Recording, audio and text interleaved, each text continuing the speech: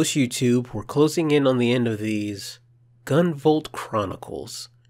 Did you know that this game was titled Steel of X, the Out of Gunvolt in Japan? Sometimes localization ain't that bad. This game's pretty weird. This is the series' first console HD release, but it's also obviously a side game. Even more so now that we have more info on Gunvolt 3 coming out. It hits this odd spot of being dialed back, but also pushing the whole franchise forward at the same time. Either way, let's get this review of Gunvolt Chronicles Luminous Avenger X started.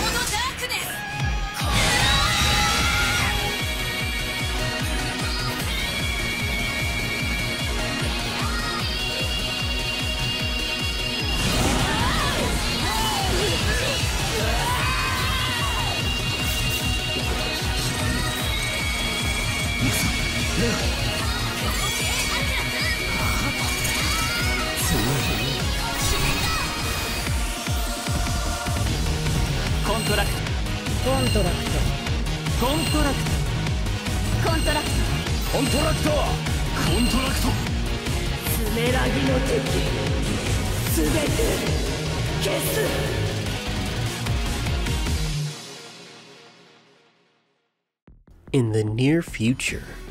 Near future? There's giant robots in these games. What do they mean? Time is relative, but more importantly, not real. In the not so near future, the world is under the control of super-powered humans, adepts, while dwindling minority, Minos, are being executed by the Institute of the Promotion of Human Evolution, Sumeragi. Well, that's a turn. We join our protagonist Copen as he's on the lookout for some Sumeragi adepts. He seems to be looking for some information, and it looks like he's found a lead in the desolate city part outside of the main Sumeragi buildings. We hop down into the destroyed city and we have to become accustomed with Copen once again, and it's pretty much the same with some small tweaks here and there. First off, your pre-evasion takes 2 bullets instead of 1. That last one still activates like before, but it might catch you off guard this time. Good thing reloading is the same as before and it's free to do, and as always you double tap down whether you're in the air or not. The stomp also returns. Bullet dashing also works like before. Cool air dashes that take up 1 bullet and ricochets off solid objects and enemies, giving you back a bullet if you make a hit. But unlike the last game, however, your hover function lasts indefinitely and you can activate it just from jumping. Your EX weapon and flash field return and work exactly as they did before. No flash field without a full EX speeder. And as for gameplay, that's about it. We rush through the level and we meet someone who's pretty familiar but different.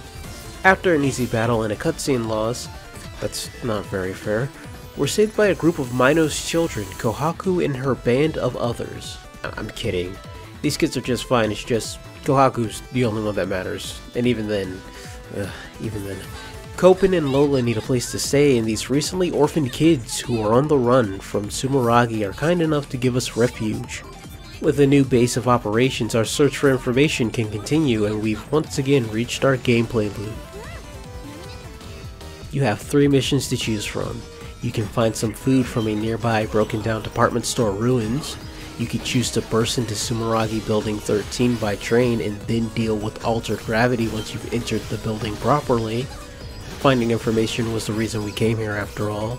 Or you could go to the AutoFab plant to find battery packs for the base, where you have to watch out for the ones that you hit during your search.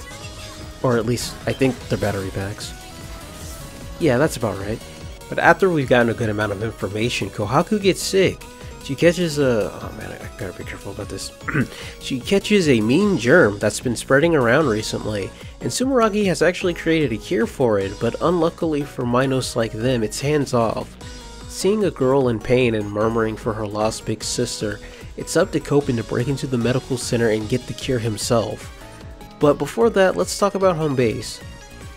Sure is lonely in here. So home base is pretty simple this time. We finally obtained the power of auto-saving, which is very nice. Button mapping is back once again. All of our manuals and gameplay details were on the start screen, so there's not much to look at here. You can set shortcuts to your EX weapons, to the 4-directional, and the push down of your right stick, but I only really find use in setting 3 of them myself. So let's talk about our subroutines. Subroutines return once again, and this time you only need to buy them with your credit drops. You love to see it. You still aren't getting a lot of them by the time you do a straight run through the game, but you will get enough to have a few upgrades, at least an extra bullet's worth, and none of them leave me as wanting as Gunvolt's double jump or air dash. And overall, that's about it. You can only check your stats on the pause menu and stages, and you only gain HP like before. Challenges are gone, but I feel like that's fully integrated into the score attack mode. This mode removes Pervasion and starts you at level 1 for each mission. You do still gain levels during a run, and while it doesn't let you retry from checkpoints, you can reset the level as many times as you want to keep the levels and slowly brute force your way through it. Or get better. I couldn't do either myself. Either way, we have to go to the medical center to get that medicine for Kohaku, a pretty short level that leads us back to Blade. A few new moves that go through our evasion yet again, and a new berserk mode, but we managed to come out on top. They seem to react to Kohaku's name, but we don't have the time to waste here. We make our way back to base, and in no time at all, Kohaku is back to tip-top shape. This reminds me to bring up something else that I didn't really talk about much in the second game that returns back in both, and that is the talking option returns once again. The only reason I want to bring it up is that it isn't here just to make us closer to these kid characters. It focuses a narrative plot point of Copen trying to open up to someone else. I don't think it's much because, of course, the Copen that we know is going to be a bit more open with his fellow Minos, but it is a small arc that is present.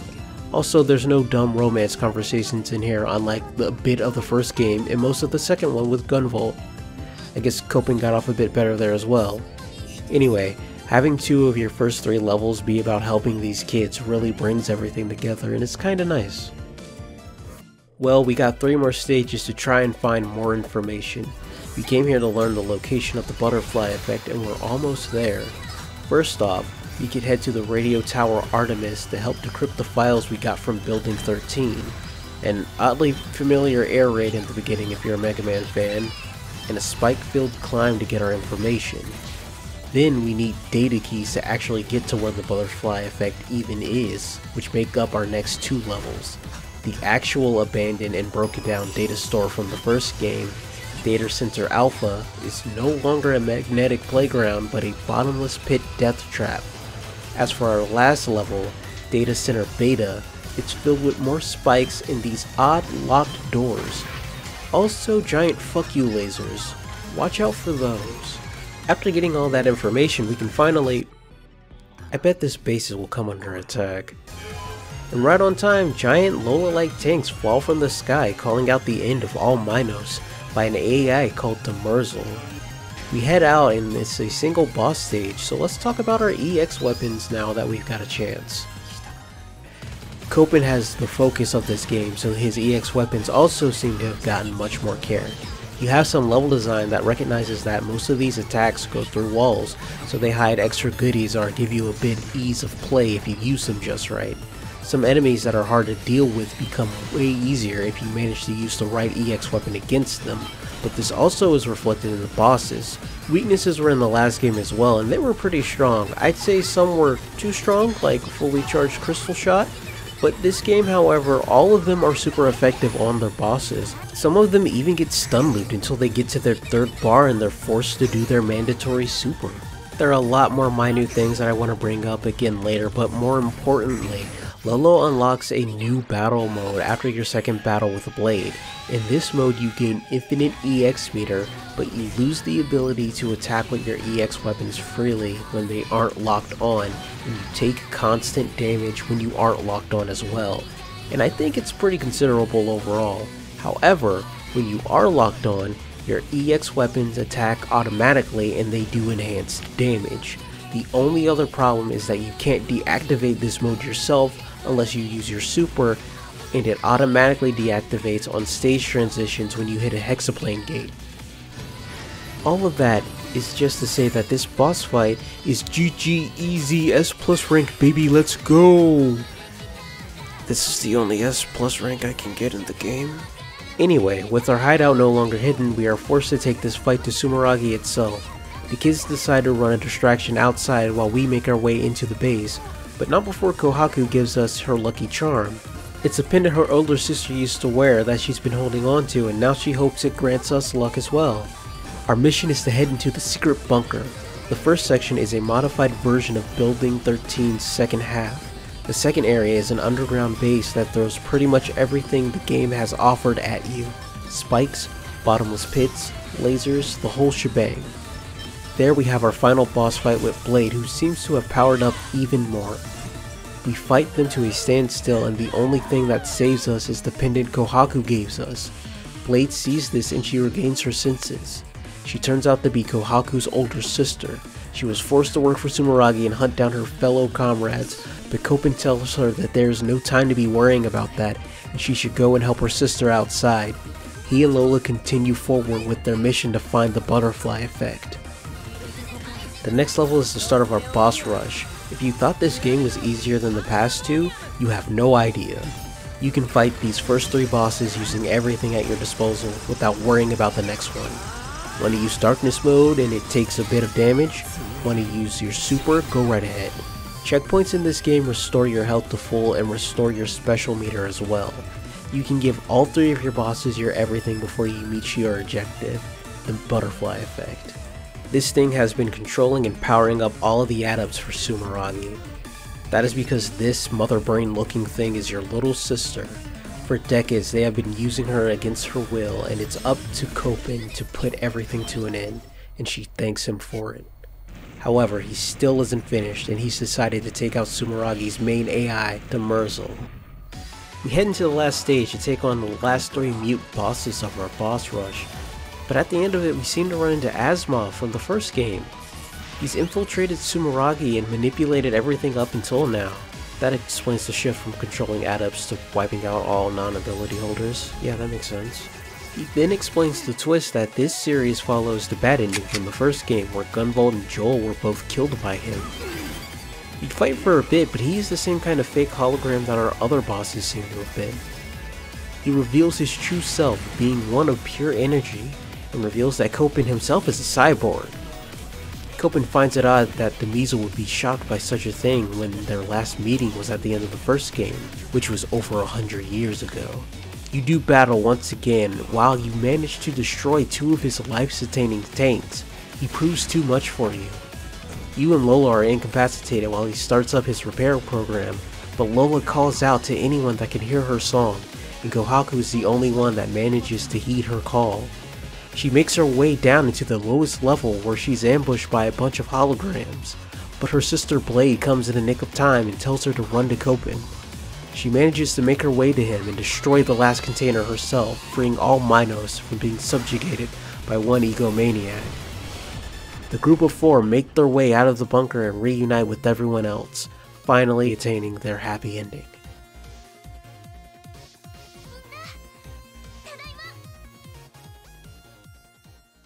Well, that ending is pretty loaded, so let's talk about the story for a bit.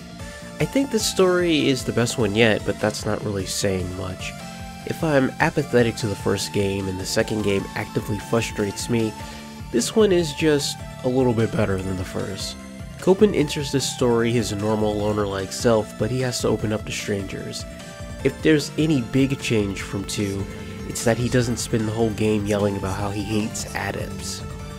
You know, I read somewhere that someone thought that Copen is just as nice in this game as he was in 2, and that is true. Copen's dialogue with his sister and Nori in the past game is much like it is here, so everything comes down to how he deals with adepts and our antagonists. In fact, he seems to see them as equal as normal humans, but how is this expressed? As I said at the start, this game is dialed back. You only get cutscene dialogue, and the only one spoken in stage is by Lola, who cheers you on and gives you hint for the boss weaknesses. The small story that we do have is nice and compact. Each of our adversaries, the Falcons, have their own reasons for doing the things, and most of them are being forced by Sumeragi in different ways, but relate back to people that they care about being put in danger. Even ones not being threatened don't seem to care for Sumeragi itself, and you have this strong overbearing feeling on our antagonists that allows their individuality to shine out more. Even some extra story bits don't get me mad like in the second game. Rebellio is someone who was forced to do crimes by an anti-Sumeragi group who took his family hostage, and he was eventually caught and jailed. Now Sumeragi has him on death row and his family in the palm of their hands, so now he's forced to do work for them. Even in the game itself, Stella works for them because her butler, Dice 9, is an android that's gained a septima similar to Lola. She fights to keep him from being experimented on. After killing her in the first half of the game, Dice 9 becomes enraged and fights for his own revenge in the second half. I can't blame him, Stella's great, 10 out of 10 character design, cute accent, please, more Stella. I'm not gonna get more Stella, but can I get more Stella likes in the future, please? Inti creates. While Blade's story is kind of bland and basic, it's something. I'm biased against mind control plots, I really don't care for them, but all of the story of how she's brave does come back by the end of the game. I think this story is a little better, but it still held back most of it from a lack of character commitment. Our bosses and our side characters are as fleshed out as they need to be, but what about Copen, really? In the last review, I described Copen as a stoic, troubled protagonist with a morality pet, and racist. The pet character is still there in the form of the kids, but the story goes on, we learn that they aren't really needed for his morality. That has changed for the better, and he has become less racist. Good for him, but the question then becomes how? We don't get to see him grow, he just has. Just like Blade's mind control, she just turns into a different person. But, you know, that was a plot point. Where's Copen's change? His arc is opening up to a bunch of kids, but we don't get to see him grow from all of his faults in the previous game. Because that specific Copen doesn't exist here. Now he's actually just a white-haired Gunvolt. As for the story, I think it's fine, like, in terms of the plot based on itself. I don't know about Kohaku being the one to end everything as good or bad. The thing behind it, the idea of a human of this time bringing things to an end does feel a bit good, but it doesn't hit as hard when the character isn't really written up for that task. I think Kohaku could have gotten a little bit more. She has this plot point of being like a technopath, so maybe if she was the one to give Lola her new super anthem form, to play out the fact that Blade gives you your darkness form, that would have made everything a bit more oomph. But that's more of a feeling and less of a critique. What's an actual critique is that this game felt like shoving in 5 plot twists that feel super shallow. I think Gunvolt being missing is a good enough plot hook on its own, but this game went and had like 5 more. You got the Out of Gunvolt, Blade, Mithril, Asimov, and Cyborg Copen, and that's disregarding the time skip because that covers basically all of them. None of these things drastically change the context of these characters for the better, and hardly change the context of the story's core, it just changes the setting. The game does a pretty good job at hiding what exactly is going on for the most part, but those reveals only matter on your first playthrough. And that's not to say that a twist for twist's sake is inherently bad, it's just a one-trick pony and shouldn't be the backbone of your entire plot. At least not if you're not making an actual mystery to be solved, it shouldn't be. It was only when I was writing this that I tried to remember why the Mithril twist hit me so hard the first time, and it was because at that point in the story, and a little bit afterwards, you think all of the work that you did in Gunvolt 2 didn't matter. That happy ending you got her was taken away. But you play just a little bit more and the game tells you that, oh, everything's alright, this is a different timeline, don't worry about that. But by doing that, the game removes this idea of consequences, or the very least cause and effect, even though that's the point of a butterfly effect. It's all just a plot contrivance, which is every story in the world, but they all try to fool you that it isn't. The Copen and Mithril that we spent time with in the second game don't exist here, but they want to use them to evoke an emotion that will only work once, that they will take away minutes later, and if you start thinking about it, there's nothing else there. I don't want my mysteries to just surprise me, but to change the context of the world around it, to change the way that I think back on the story overall. But do you know what gives me the warm fuzzies when I think back onto it? The gameplay. It's great. This game is designed around Copen perfectly and it runs at a buttery smooth 60 frames once again. This means you're zipping and bipping around the stage at a high accuracy this game sometimes calls for. Or you're just showing off. The music, in my personal opinion, is better than ever. It's hard to classify Gunvolt music. It's a mix of chip, electronic, and some piano strings, I think. I'm not a musician. Either way, it hits just right in this game. And it still has the same problems as before because the idle songs have also gotten better. However, this game has a jukebox feature. You have to unlock each song by gaining 1,000 kudos in most levels like you always did, but this time you can set what songs are allowed to play in the levels so you can choose your favorites, or maybe you just want to listen to the stage music the whole time. No, you're not using that one. Art and presentation in this game has a nice upgrade from its handheld roots. There's more animation and special moves, there's more effects, and that's really about all you can expect from this game moving forward.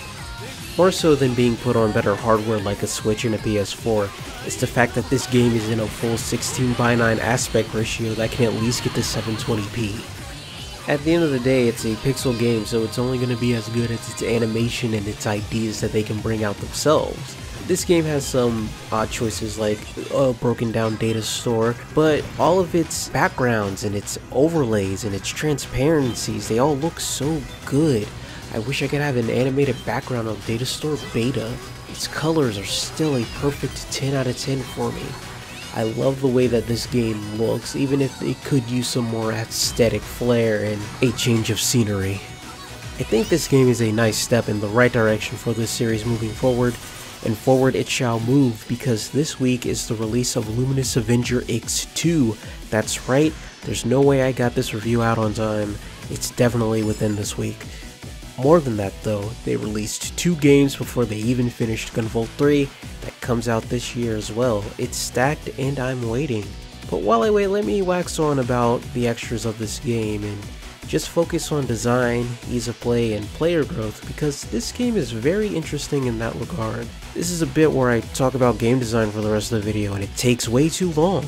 I think this game is pretty neat and you should buy it whenever it's at an acceptable price range for yourself. This is where the real meat of the video and the video game begins because this game's main story is only 2 hours long.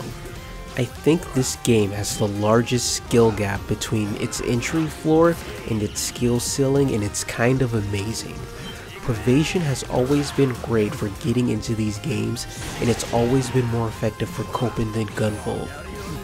In a boss-like setting, you're able to tag, and then you'll likely be able to take one Privation hit before you become vulnerable at the start of the game. But you can charge through invincibility frames, or you could just charge after you get your tag off. But more importantly, Copen doesn't have to wait for a bullet meter to reload even if he completely runs out of them. You are almost never in danger of taking direct damage. But even if you do take damage during the level, checkpoints heal you up and there are set heal drops in most of the levels anyway, meaning that you can use the busted darkness trigger as much as you want with little consequence because it will turn off by the time you hit the boss and there's a checkpoint waiting for you afterwards. Bosses are easier to kill because your EX weapons are way more effective. It's a lot easier to take out larger chunks of their health bars than in the past games, and that can lead to you killing them right after they get their super off if they don't have any invincibility frames for it. The level progression is also super generous. If you go through the first set of stages in a row, you get all of the boss weaknesses in order, except for the first one. This trick also works for the second set, but backwards, and you already start off with a weakness for that one. The level difficulty also gradually increases as you go through the game, as well as easing you into the harder stage challenges. As I stated before, none of your subroutines feel necessary to get, and most of them are super useful, like the one that restores health after you use your super, or overdrives that halves damage or gradually restores your health after you hit 1,000 kudos. Your lock-on can be extended, your EX weapons take up less meter, extra bullets, nothing drastically changing the way you play the game or your movement options, but making everything easier for you. If you just want to play this game straight through and just experience the story, why? But you won't run into much problems. That is, until you get to the end where you run into the boss like Blade or Asmov. Just like in previous games, your difficulty spike comes from the form of enemies that ignore Privation. And then after dying again and again, it sets in on you. Oh, this game is super easy casually, but I'm also just kinda dog shit at it critically. It's when taking this game on critically and seriously where you'll find most of your meat here. Normally I wouldn't care about extra stuff like this, but this is the most interesting the gap has been to me in this series as a whole. Or maybe it's because this game's super short and there's not much in here to begin with, but that's neither here nor there. I'm on a roll here. Listen, this mark at the top of the start screen is a checklist of achievements before this game unlocks its first missions, where you can select any boss fight that you want. You get one for beating the main story, one for clearing all of the special missions, one for finding all of the emblems in the levels, and one for completing every stage in score attack mode, including the special missions, maybe the boss rush. I got conflicting information and I couldn't beat one special mission in score attack to test it out, so you know, whatever. Anyway, after beating the story, you're most likely going to beat all the special stages next, and that's when the difficulty rises once again. These stages are remixed bite-sized versions of our main 6 stages with a slight difficulty increase. But the real challenge is the lack of checkpoints in the EX bosses that no longer take weakness damage, and most of their moves are altered and are more difficult to dodge. Next you would go after the emblems, and honestly they're kind of a pain in the ass. Each one gives you 500 kudos, and finding all of them gives you an extra 1,000, but maybe some of them, like in the medical center, you might need a guide to find. I might have needed a guide to find. And finally there's score attack. So score attack works like it did in the previous games. You don't have evasion and you're back to level 1, so your HP is pretty much set to 100, 140, somewhere around there. And you have none of your subroutines other than hover. Then going through these old levels reinforces the realization that your skills are indeed poor. You have a skill issue. Or at least I have a skill issue. Ooh, man, it was bad. With checkpoints you can get by during the stages, but bosses remind you how many attacks you weren't actually dodging. You can get by with strong EX weapons, but once you hit the special stages, it gets really rough. This leads us back into the difficulty spike that is all based on privation. At worst in this game, you will be bashing your head against the last 2 bosses. With score attack, you're bashing your head against entire stages, and as I said before, you can restart a stage before your death and keep all of the levels, but either way you're still grinding it out, whether that be through health or actually getting the skills to beat it. And it's at this point do you bring up the question, how does the game promote you to try and get better? And that is with the ranking system that doesn't unlock anything at all. It's broken into 3 just like before, but this time instead of affecting your multiplier in stage, they have different multipliers at the end of each stage. But now more than ever, I feel like each of them have an incremental feeling in getting you better at the game one at a time. To get the best score you need to attack enemies. You get extra points for killing them while tagged, and you get even more points while killing them with an EX weapon. Kill multiple enemies in a row without planting your feet on the ground and you will gradually raise your bonus score. You're going to want to go out of your way to find those emblems, and when you do end up fighting the boss, EX weapons don't give you any extra kudos, so that promotes you into fighting them normally and getting you used to dodging all of their attacks. Gutless mode allows you to keep your kudos even when hit, so it's perfect for learning the level. It also allows those overdrive defensive subroutines to put in work the whole stage without worrying about them turning off either. But even with all of that, you're probably going to hover around A, maybe an S rank if you really try your best. So then you move over to Caution, where it takes 3 hits before your kudos reset to 0. As the game states, you start to focus on your play a bit more, and 3 hits is a perfect starting point of focus because that's generally about the amount of attacks you can take and score attack before you bite it. So then you hit Fearless, where 1 hit will reset your kudos. You have to focus more and you have to play better. You even have an overdrive subroutine that ties kudos to attack power that only works on Fearless to nudge you in that direction. But what if you don't want to worry about a high combo and rank? You just want to focus on not taking hits, the main focus to just beat score attack mode. There's a subroutine for that too. Heaven or Hell forces your HP to 100 and removes Privation. The trade-off is that your kudos gain goes up substantially during the stage, and unlike score attack, you keep all of your subroutines. Even on Gutless, if you play well enough, you can get an S+ rank. However, even with a higher defense and health regen, if you aren't careful, you could still carelessly die. You can even get enough points before the boss, and if you're worried about dying, you can cast them in. However, that means you have to play well enough to get those kudos back in the first couple of phases of the fight as well. Kudos is the perfect way to gauge your play without punishing you with death or even damage. I do my first recordings on Gutless for readability, and damage always sneaks up on me. I've played tons of games, with different modes and different settings, but I don't think I've seen a system that's put its lowest and highest levels so far apart yet so close together. The fact that you have control over your Pervasion doesn't make it just an HP toggle.